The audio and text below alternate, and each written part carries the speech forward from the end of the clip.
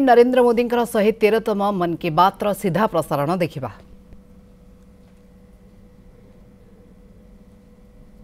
वापस आके काम कर रहे हैं इसी वजह से।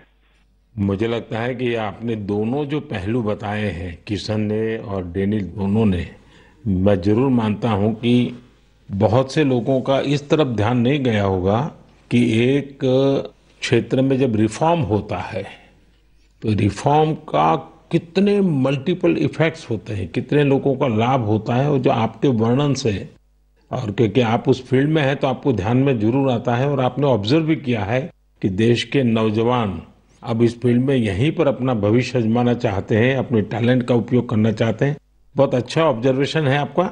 एक और सवाल मैं पूछना चाहूंगा, आप उन युवाओं को क्या संदेश देना चाहेंगे जो स्टार्टअप्स और स्पेस सेक्टर में सफलता हासिल करना चाहते हैं? मैं प्रणीत बात कर रहा हूँ और मैं एक सवाल का जवाब दूंगा। हाँ प्रणीत, बताइए। सर, मैं अपने कुछ सालों के एक्सपीरियंस से दो चीजें बोलना चाहूंगा।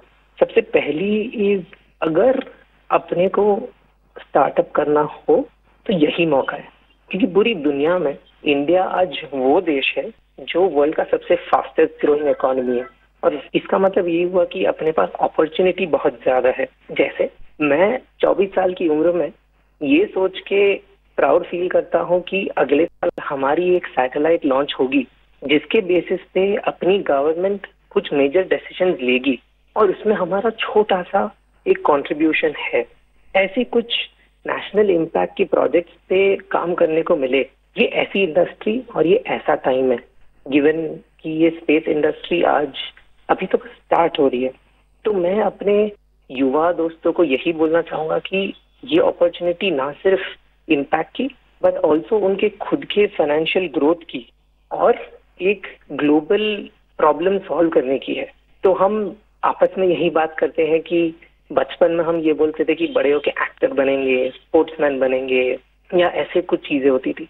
बट आज अगर हम ये सुने कि कोई बड़ा होके ये बोलता है कि मुझे बड़ा होके एंटरप्रेन्योर बनना है, स्पेस इंडस्ट्री में काम करना है, ये हमारे लिए बहुत प्राउड मोमेंट है कि हम इस पूरे ट्रांसफॉर्मेशन में एक छोटा सा पार्ट प्ले कर पाए। साथियों, एक प्रकार से प्रणीत, किशन, डेनियल, रक्षित, सुयश, जितनी मजबूत आपकी दोस्ती है उतना ही मजबूत आपका स्टार्टअप भी है। तभी तो आप लोग इतना शानदार काम कर रहे हैं। मुझे कुछ साल पहले आईआईटी मद्रास जाने का अवसर मिला था और मैंने उस संस्थान के एक्सेलेंस को खुद अनुभव किया है। और वैसे भी आईआईटी के संबंध में पूरे विश्व में एक सम्मान का भाव है, और वहां से निकलने वाले हमारे लोग जब भारत के लिए काम करते हैं तो जरूर कुछ न कुछ अच्छा कंट्रीब्यूट करते हैं। आप सभी को और स्पेस सेक्टर में काम करने वाले दूसरे सभी स्टार्टअप्स को मेरी बहुत बहुत शुभकामनाएं हैं। और आप पांचों साथियों से बात करके मुझे बहुत अच्छा लगा। चलिए, बहुत बहुत धन्यवाद दोस्तों। Thank you so much. मेरे प्यारे देशवासियों, इस साल मैंने लाल किले से बिना पॉलिटिकल बैकग्राउंड वाले 1 लाख युवाओं को पॉलिटिकल सिस्टम से जोड़ने का आह्वान किया है। मेरी इस बात पर जबरदस्त प्रतिक्रिया हुई है। इससे पता चलता है कि कितनी बड़ी संख्या में हमारे युवा राजनीति में आने को तैयार बैठे हैं। बस उन्हें सही मौके और सही मार्गदर्शन की तलाश है। इस विषय पर मुझे देश भर के युवाओं के पत्र भी मिले हैं। सोशल मीडिया पर भी जबरदस्त रिस्पांस मिल रहा है। लोगों ने मुझे कई तरह के सुझाव भी भेजे हैं। कुछ युवाओं ने पत्र में लिखा है कि उनके लिए वाकई अकल्पनीय है दादा या माता पिता की कोई राजनीतिक विरासत नहीं होने की वजह से वो राजनीति में चाहकर भी नहीं आ पाते थे। कुछ युवाओं ने लिखा कि उनके पास जमीनी स्तर पर काम करने का अच्छा अनुभव है, इसलिए वे लोगों की समस्याओं को सुलझाने में मददगार बन सकते हैं। कुछ युवाओं ने ये भी लिखा कि परिवारवादी राजनीति नई प्रतिभाओं का दमन कर देती है। कुछ युवाओं ने कहा कि इस तरह के प्रयासों से हमारे लोकतंत्र को और मजबूती मिलेगी। मैं इस विषय पर सुझाव भेजने के लिए हर किसी का धन्यवाद करता हूं। मुझे उम्मीद है कि अब हमारे सामूहिक प्रयास से ऐसे युवा जिनका कोई पॉलिटिकल बैकग्राउंड नहीं है, वे भी राजनीति में आगे आ सकेंगे। उनका अनुभव और उनका जोश देश के काम आएगा। साथियों, स्वतंत्रता संग्राम के दौरान भी समाज के हर क्षेत्र से ऐसे अनेकों लोग सामने आए थे जिनकी कोई राजनीतिक पृष्ठभूमि नहीं थी। उन्होंने खुद को भारत की आजादी के लिए झोंक दिया था। आज हमें विकसित भारत का लक्ष्य पाने के लिए एक बार फिर उसी स्पिरिट की जरूरत है। मैं अपने सभी युवा साथियों को कहूंगा, इस अभियान से जरूर जुड़े। आपका ये कदम अपने और देश के भविष्य को बदलने वाला होगा। मेरे प्यारे देशवासियों, हर घर तिरंगा और पूरा देश तिरंगा, इस बार ये अभियान अपनी पूरी ऊंचाई पर रहा। देश के कोने कोने से इस अभियान से जुड़ी अद्भुत तस्वीरें सामने आई। हमने घरों पर तिरंगा लहराते देखा, स्कूल, कॉलेज, यूनिवर्सिटी में तिरंगा देखा। लोगों ने अपनी दुकानों, दफ्तरों में तिरंगा लगाया।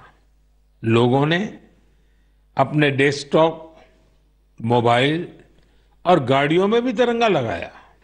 जब लोग एक साथ जुड़कर अपनी भावना प्रकट करते हैं, तो इसी तरह हर अभियान को 4 चांद लग जाते हैं। अभी आप अपनी टीवी स्क्रीन पर जो तस्वीरें देख रहे हैं, ये जम्मू कश्मीर के रियासी की है। यहां 750 मीटर लंबे झंडे के साथ तिरंगा रैली निकाली गई और ये रैली दुनिया के सबसे ऊंचे चिनाब रेलवे ब्रिज पर निकाली गई।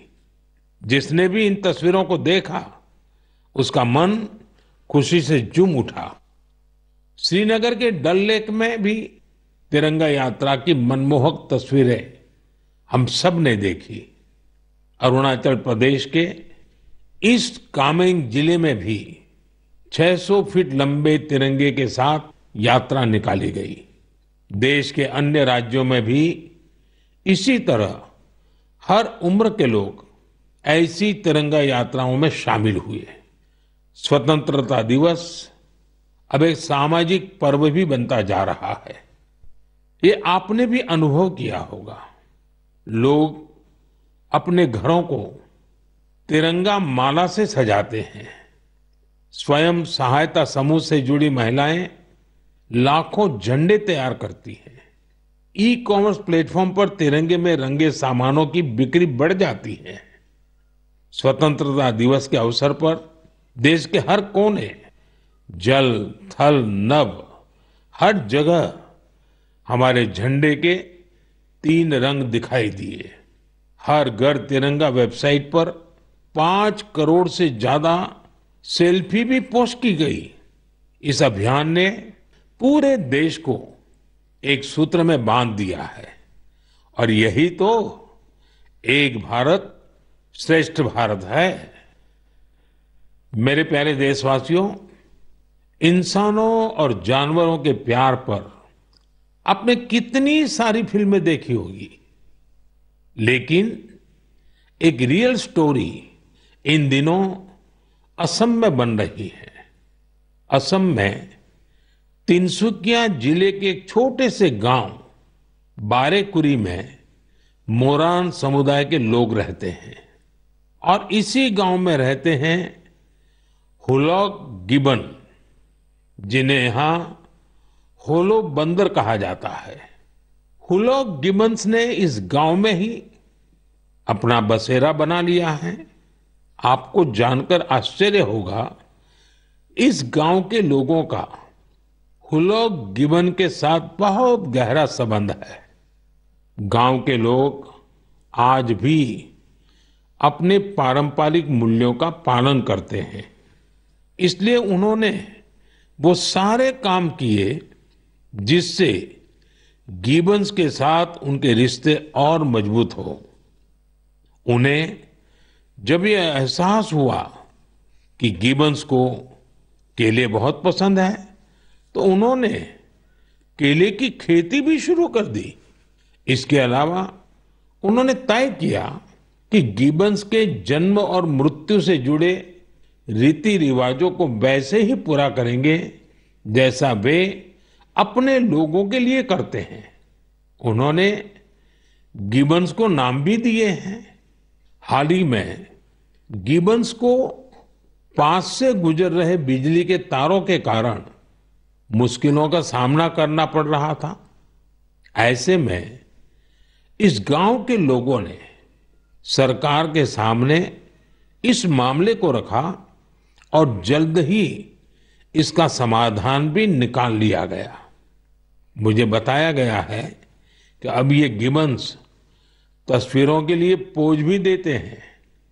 साथियों, पशुओं के प्रति प्रेम में हमारे अरुणाचल प्रदेश के युवा साथी भी किसी से पीछे नहीं है। अरुणाचल में आपण मैंने देखुथिले प्रधानमंत्री नरेंद्र मोदी 113तम मन की बात।